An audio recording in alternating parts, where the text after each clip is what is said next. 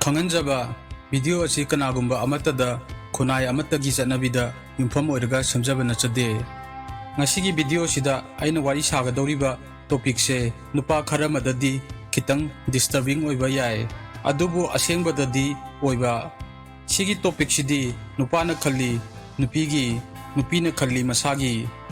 sigi topic siga mari lainana wari macha amakhak lijarake marup amaga handak ikui kuidana wari sanaba kanda magi wari lirakpagi matung ina masi nupi amaga khangnari aduga marup sina hairiba nupi siga date chatpa khudingi nupi se yamna sweet oi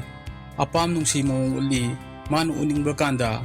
unasi yai mana lakningba kanda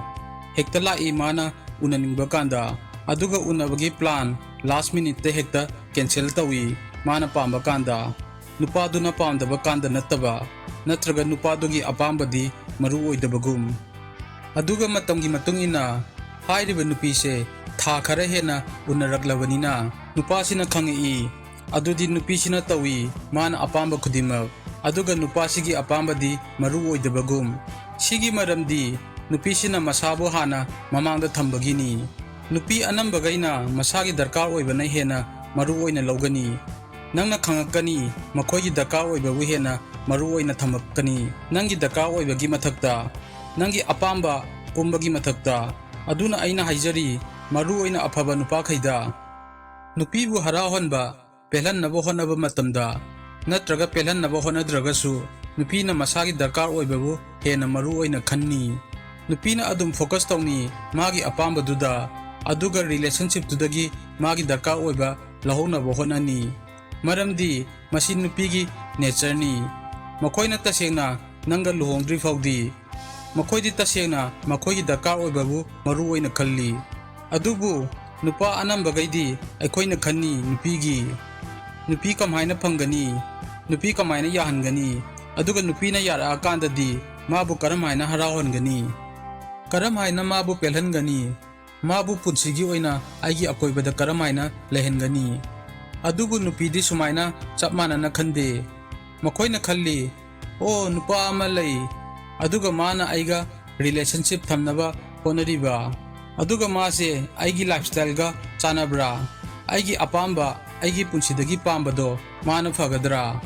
aikoi bani gi punsigi future fagadra mana tasena afabama oigadra aigi lifestyle fagadhangadra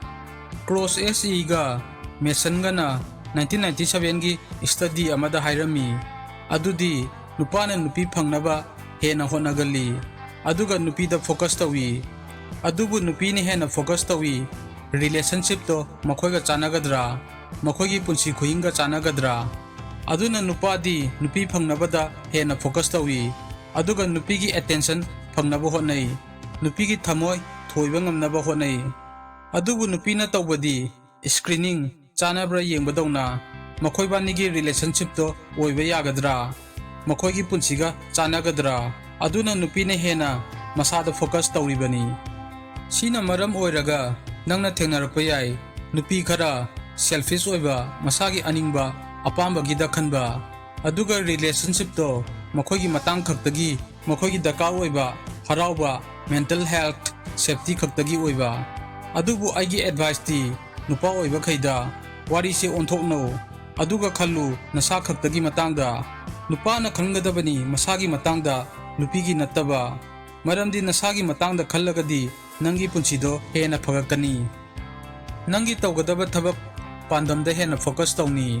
nangi skills nangi punsido hena phagalakani maram asina nupina nangi punsiga chananaba tawdaba yaroi nangbu tanarakani nangbu phangnaba honarakani aduga nangi matangda khalanni maramdi karigumba aikoina leiriba sangsar sida nupana nupibu akhwaidagi maru oibane lauramdradi nangna khanbra makhoida ngaujaba khakta oibado leiramgadra nangna khanbra masagi apamba khaktagi khanba nupi se leiramgadra makhoi leiramoi maramdi madugi system do support tawnaba nupa marang kaina leitaba yaroi aduna nangna masigi system se lotion haningagadi adu oiradi nangi focus to nupi dagi lauthoga nasada focus to